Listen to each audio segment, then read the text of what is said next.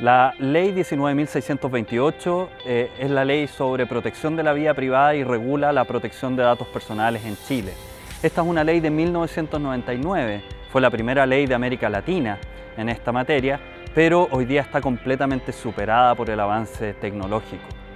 Hace más de 20 años que tenemos esta ley. Hace más de 10 años Chile ya había ingresado a la OCDE y se había comprometido a reformarla. Y hace más de 2 años Chile consagró explícitamente en su Constitución el derecho a la protección de datos personales como un derecho fundamental. Sin embargo, hasta el día de hoy no tenemos una nueva ley. ¿Qué es lo que regula la Ley 19.628? Esta ley establece diversos principios y reglas que regulan el tratamiento de datos personales. Por ejemplo, establece las bases de licitud para el tratamiento, como la autorización legal para el tratamiento de datos o el consentimiento del titular de datos. Sin esas bases de licitud, se está tratando ilegalmente los datos personales de un usuario, de un cliente, de un ciudadano. Además, establece los derechos de todas las personas respecto al tratamiento de sus datos. Estos derechos se conocen como los derechos ARCO, derechos de acceso, rectificación, cancelación y oposición al tratamiento de datos personales. También establece las obligaciones de los responsables del tratamiento de datos personales y que deben cumplir para poder tratar de forma leal y lícita estos datos personales y esta información personal. Por último, establece una serie de reglas y un procedimiento de habeas data, cómo los organismos públicos pueden tratar estos datos personales, y eso está todo en una misma ley. Sin embargo, esta ley tiene diversas falencias. ¿Qué no tiene esta ley de protección de datos personales?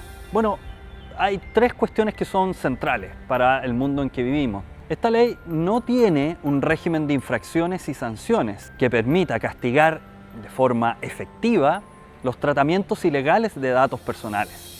Esa es la forma en que se lleva a la práctica el derecho fundamental a la protección de datos personales. Además, carece de reglas respecto del tráfico transfronterizo de datos.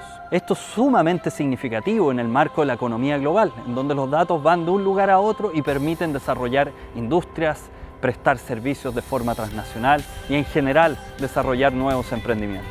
Por último, la Ley de Protección de Datos Personales carece de una autoridad de control. El 28 de enero de este año celebraremos 40 años de la Convención 108 del Consejo de Europa, el primer tratado internacional en materia de protección de datos personales. Y la autoridad de control es un elemento central para poder asegurar que una ley de protección de datos tenga dientes y sea llevada a la práctica, que sea aplicada en el caso concreto y que defienda los derechos de las personas. ¿Qué está pasando con la reforma a la Ley de Protección de Datos Personales? Desde hace más de 10 años, distintos proyectos han ingresado al Congreso Nacional. Actualmente se encuentra en tramitación un proyecto que fue ingresado en el gobierno de la expresidenta Bachelet y que se mantuvo y se continúa tramitando bajo la actual presidencia de Sebastián Piñera. Sin embargo, este proyecto se encuentra en su primer trámite legislativo, todavía estancado en la Comisión de Hacienda del Senado. Por lo tanto, le falta muchísimo tramo legislativo para llegar a ser aprobado.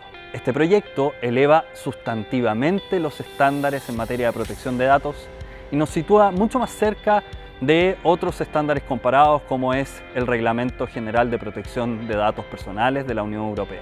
Una de las cosas más polémicas de este proyecto de ley es la institucionalidad a cargo de la protección de datos personales. Bajo el gobierno de Sebastián Piñera se ingresó una indicación para que sea el Consejo para la Transparencia el órgano a cargo de estas competencias y que tenga el deber de supervisar y fiscalizar el cumplimiento de la ley.